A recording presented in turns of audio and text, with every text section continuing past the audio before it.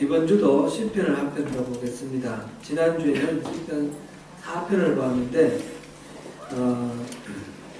위기의 상황과 함께 주변의 조롱, 억울한 누명, 또 거짓된 모함, 이런 여러가지 어려움 속에서 하나님의 도우심을 확신하면서 주의 얼굴을 비추소서라고 하나님께 요청하는 그 노래를 통해서 하나님의 얼굴을 구하는 삶을 살자 하는 것을 그런 내용으로 우리가 같이 살펴보았습니다. 오늘 또 비슷한 내용입니다. 시편 27편을 통해서 주님의 얼굴을 찾는 삶에 대해서 함께 계속해서 살펴보겠습니다. 오늘 본문을 들어가기 전에 지지난주 24일에 예전에 아주 유명했던 한 가수가 세상을 떠났습니다. 혹시 아시나요? 최희준이라고 그 하숙생 인생은 나그네길 뭐 이렇게 그 노래를 하셨던 그분이 돌아가셨어요. 예전에 이분을 제가 좀 이렇게 모셨던 분인데 멀리 있으니까 뭐 보험을 듣고도 찾아가 보지도 못하고 여러 가지 생각들이 많이 났습니다. 이분은 서울대학교 법대를 다녔는데 다방에서 노래를 DJ 하면서 노래를 하는 것이 기회가 돼서 미 8군 무대에 데뷔하면서 대학교 다닐 때에 가수가 되었습니다. 당시는 미 8군에서 노래 부른다 그러면 정말 실력 있는 가수로 그렇게 인정을 받던 그런 시대입니다. 저도 이분의 노래를 이 음반 말고 육성으로 직접 이렇게 한번 들어봤습니다. 한번 노래를 들려주시는데 자기 노래가 아니고 그 당시 유행하는 젊은 사람들의 노래였어요. 정확히 기억이 안 나는데 이현우가 뭐 이런 가수 노래를 불렀어요. 근데 너무 잘하시는 거예요. 음성도 좋고 또 너무너무 잘하셔서 정말 속되게 표현해서 오줌을 쌀 지경이었어요. 너무 잘하셨어요. 야, 정말 하늘이 낳은 가수구나. 요즘같이 뭐 춤이나 뭐 이런 거로까지 하는 게 아니라 순전히 노래로만 하던 시대니까 실력이 나오죠. 이렇게 노래를 잘 하다 보니까 인기가 너무 많아서 그게 나중에 많은 문제가 됐다라고 본인이 말했습니다. 목소리가 참 구수하고 노래를 잘 하시니까 주변에서 계속해서 부추기는 거예요. 판을 내라. 새로운 곡을 또 이렇게 가서 판을 내라. 판을 여러 번 내고 또 그때는 방송이 또 이렇게 활발하지 않았던 때였으니까 이제 순회 공연을 가는데 지방에 극장 같은 거 빌려가지고 사람들한테 모아가지고 이제 공연을 하는데 그 비용을 다 본인이 다 냈다고 합니다. 막 돈 버는 게 아니고 돈을 쓰는 거예요. 갈 때마다. 원래 이분은 안양에서 그 만석군의 아들이었어요. 토지도 많고 그랬는데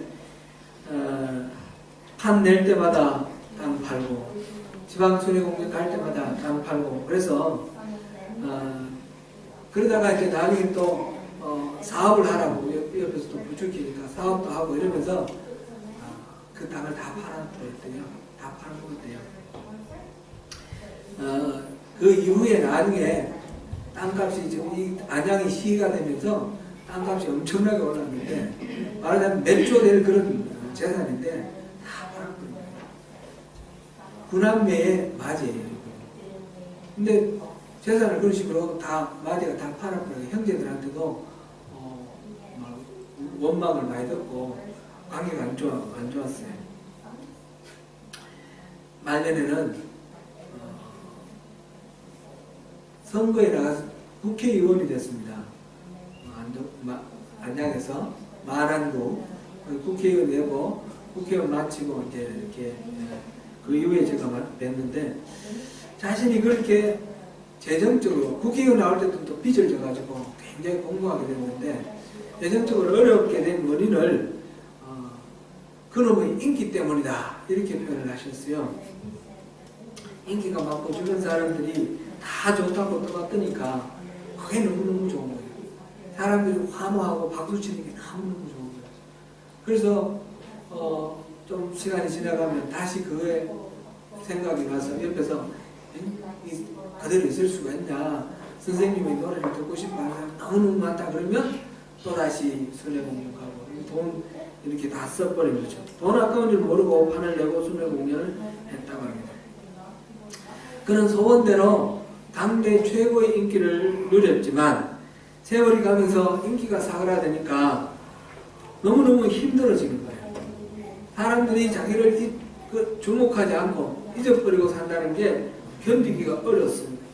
그래서 나중에 이제 사람들이 권하는 말도 있고 해서 국회의원이 되었습니다. 빚을 내서 선거를 치르고 국회의원이 되었습니다. 그 이후에는 계속해서 쪼들리는 삶을 사는데 그분이 하는 말씀이 이 인기, 이 명예 이것이 말하자면 끊기 어려운 중독이다. 그렇게 말씀을 하셨어요. 이분은 참 점잖고 또 자상하신 분이셨어요. 인격자예요. 그런데 자신의 약점이 바로 그거예요. 사람들이 주목받는 거였다. 그렇게 고백하는 말씀을 들었습니다. 여러분은 간절하게 바라는 어떤 것들이 있습니까? 권력이나 명예, 부. 이민자로 살아가면서 그런 것들을 간절히 바라지는 않는 것 같은데요.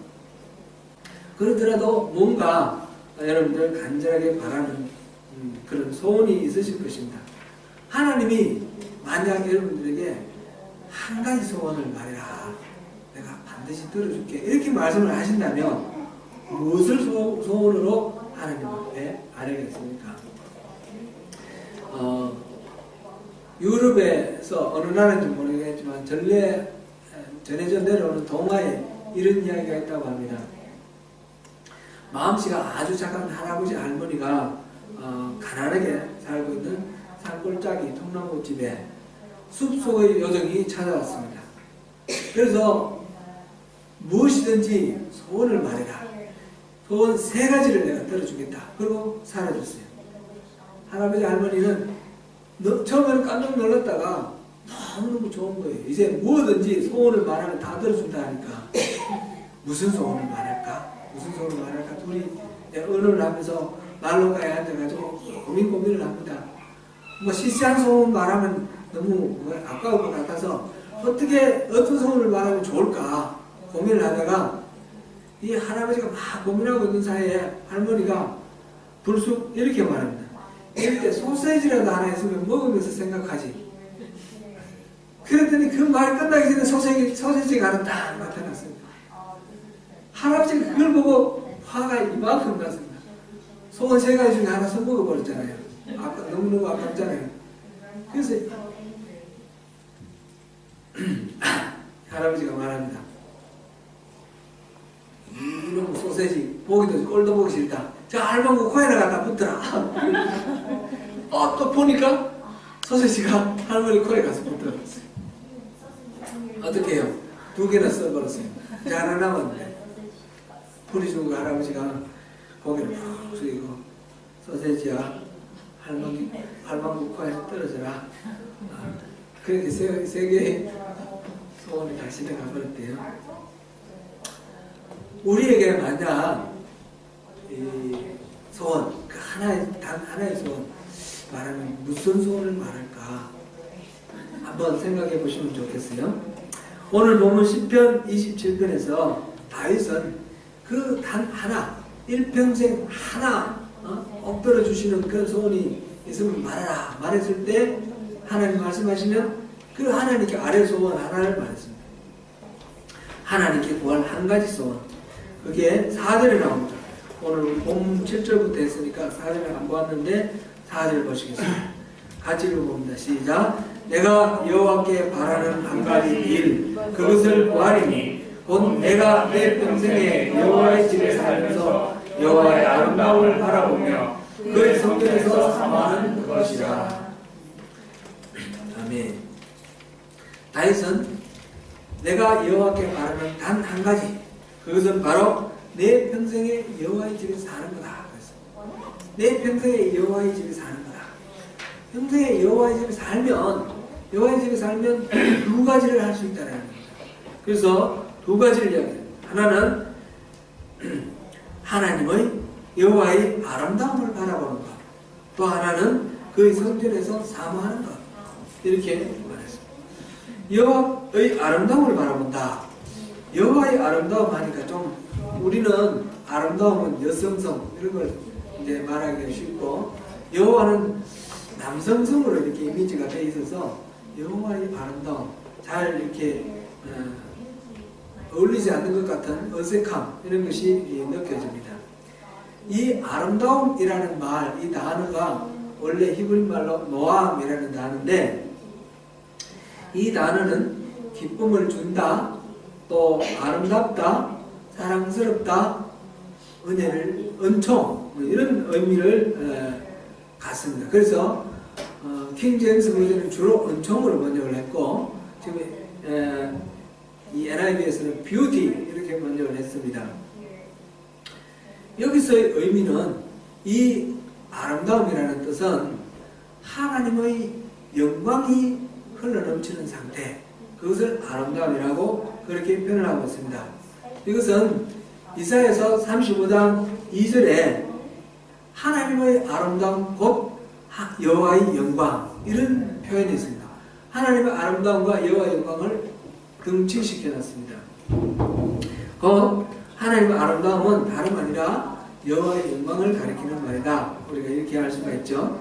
시인 다윗이 하나님의 집에 살기를 원하는 이유는 그 성전 안에 가득한 하나님의 영광을 볼 수 있기 때문이라는 거죠. 매일매일 볼 수 있다는 거죠.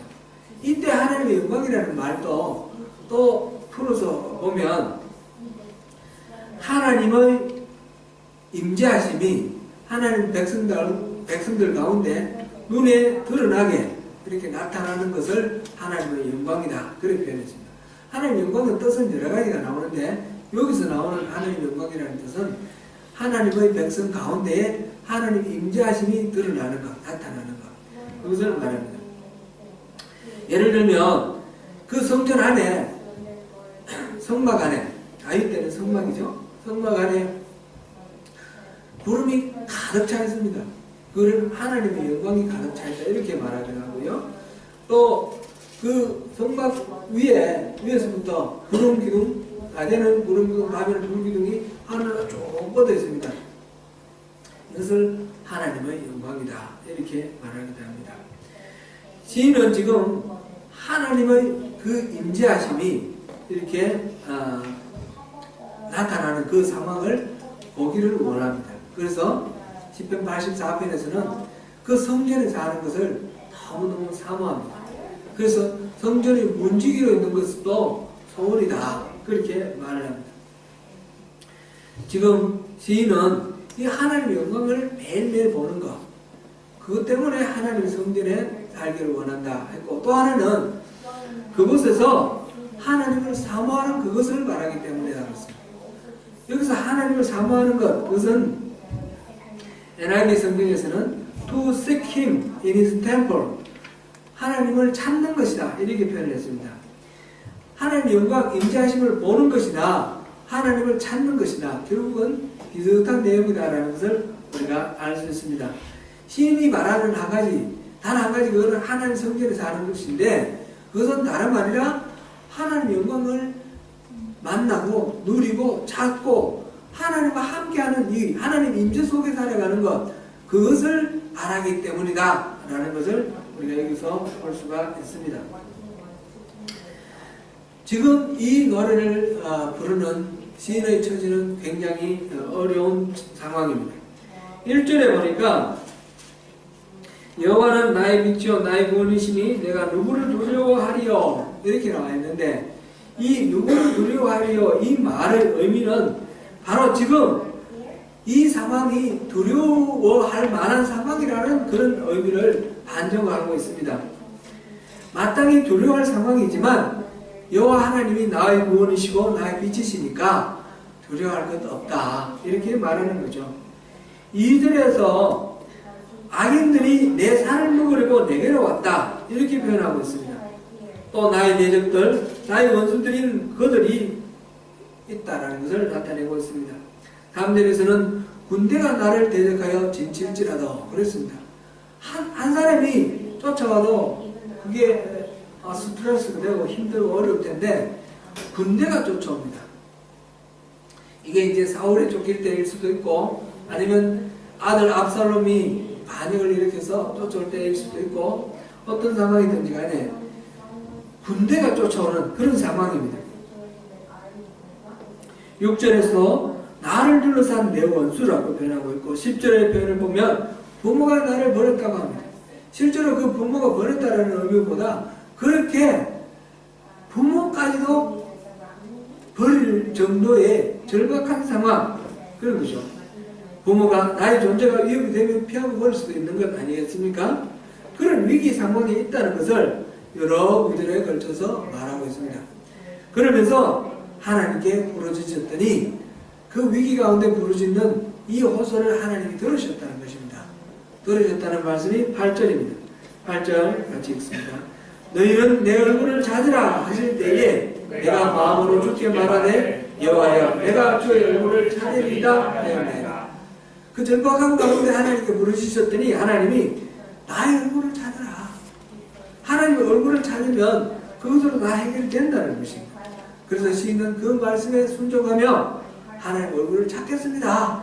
지금 말하고 있습니다. 신앙이란 다름 아니라 하나님과의 바른 관계 안에 살아가는 것이다 하는 것을 여러분 우리가 살펴봤습니다. 하나님과의 친밀한 교제를 이루고 살아가는 것입니다. 하나님의 얼굴을 찾는다 이 말은 하나님 자신을 찾는다는 말입니다. 하나님의 영광을 구한다는 말이고 하나님의 임재를 구한다 그런 말이 됩니다. 하나님이 우리가 자각할 수 있는 방법으로 우리가 있는 이곳에 하나님 계신다 라는 것을 우리가 깨달을 수 있도록 하나님이 우리 가운데 와주시는 것 이것을 구하는 것을 하나님 임재를 구한다 하나님 찾는다 이렇게 표현을 하였습니다.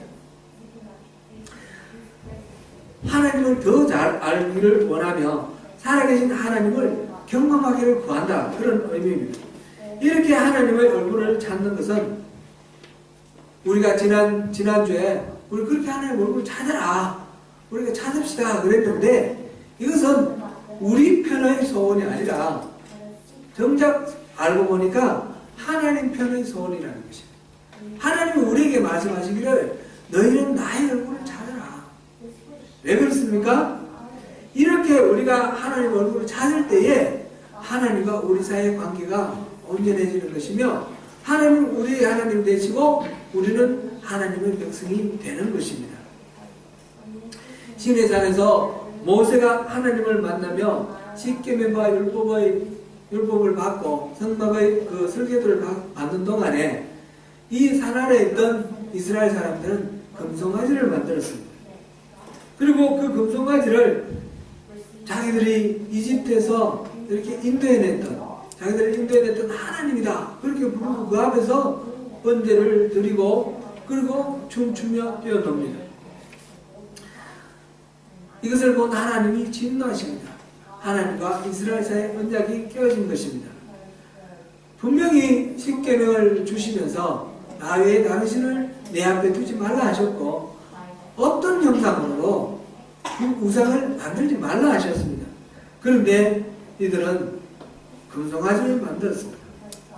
진노하신 하나님은 그들을 다 죽여버리고 모세 너로부터 다시 시작하자 이렇게 말씀을 하셨습니다. 모세는 그 하나님을 말립니다. 하나님 이름을 위해서 참으십시오. 사람들이 뭐라 하겠습니까? 이스라엘 백성들을 광야에 끌어내서 죽이려고 끌어내다 하지 않겠습니까? 하나님 제발 용서해 주십시오. 하나님의 원래의 마음은 그들을 벌주고 죽이는 것이 아니었기 때문에 모세의 기도를 받아들이고 용서를 해 주십니다. 진노를 거두셨습니다. 그러나 하나님은 말씀하십니다.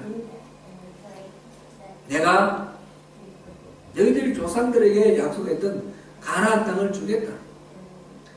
그곳에 있는 7 부족을 다 청소해 주겠다. 가서 잘 살아라. 나는 가지 않겠다.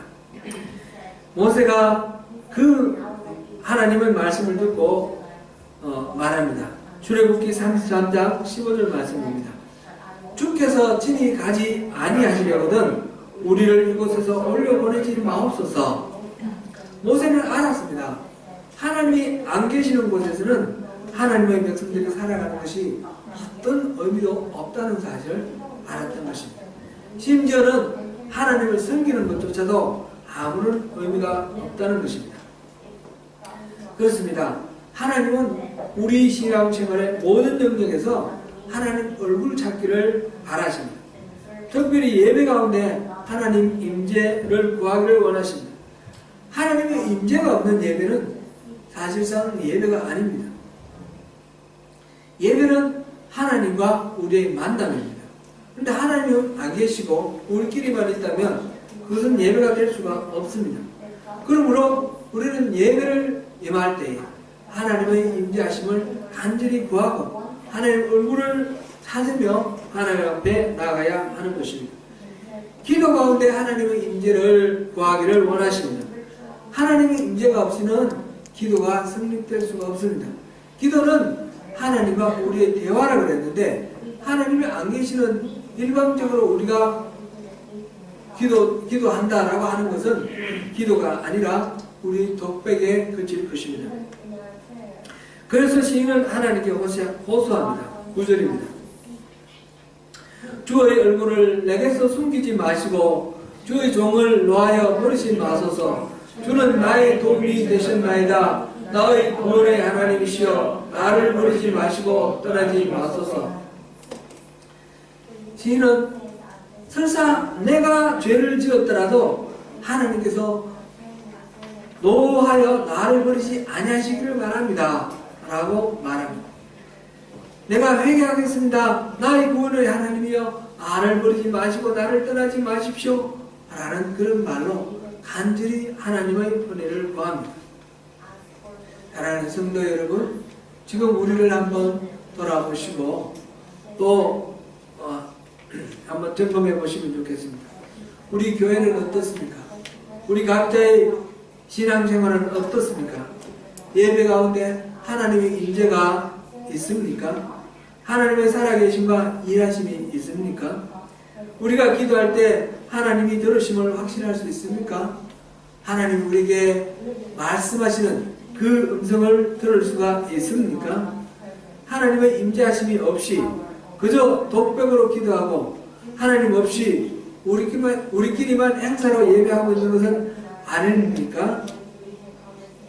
주님의 교회가 사람의 뜻과 의견이 아니라 주님의 뜻에 따라 세워지고 운영되어야 합니다. 우리 교회는 과연 하나님의 뜻에 따라 세워지고 운영되고 있습니까? 교회가 하나님의 백성이 기도하는 집이 되어야 합니다. 우리 교회는 얼마나 기도로 세워지고 있습니까? 시인은 다윗입니다. 하나님의 마음에 합한 자라는 평가를 얻은 사람입니다. 그는 하나님의 얼굴을 간절히 구하고 있습니다. 그러나 그에게 있어서 현실은 결코 녹록지가 않습니다. 12절을 보니 생명을 위협하는 대적이 있고 거짓으로 위증하는 사람이 있고 또 악을 토하는 사람이 시인을 파멸시키기 위해서 온갖 노력을 다하고 있습니다. 탄식시에는 일반적으로 악인의 형통과 의인의 고난이 등장합니다. 하나님을 믿고 따르며 하나님의 얼굴을 구하는 신실한 성도가 겪는 그 고난에 대해서 하나님의 살아계심과 일하심에 대한 회의가 일어나고 하나님을 믿는 그 믿음이 흔들릴 수 있습니다.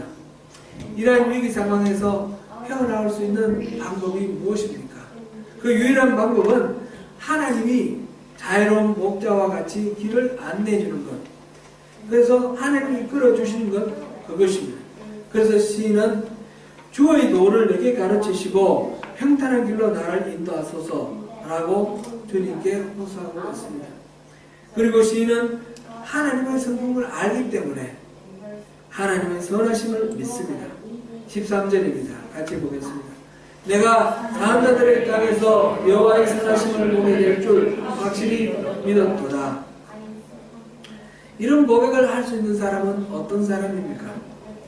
평소에 하나님과 친밀한 교제를 이룬 사람이라야지 이런 고백을 할 수 있습니다. 하나님의 성품과 목적과 뜻을 잘 아는 사람이라야 됩니다. 진정한 믿음의 능력을 누리는 사람은 바로 평소에 친밀한 교제를 통해서 하나님을 잘 아는 사람입니다. 그래서 시인은 말합니다.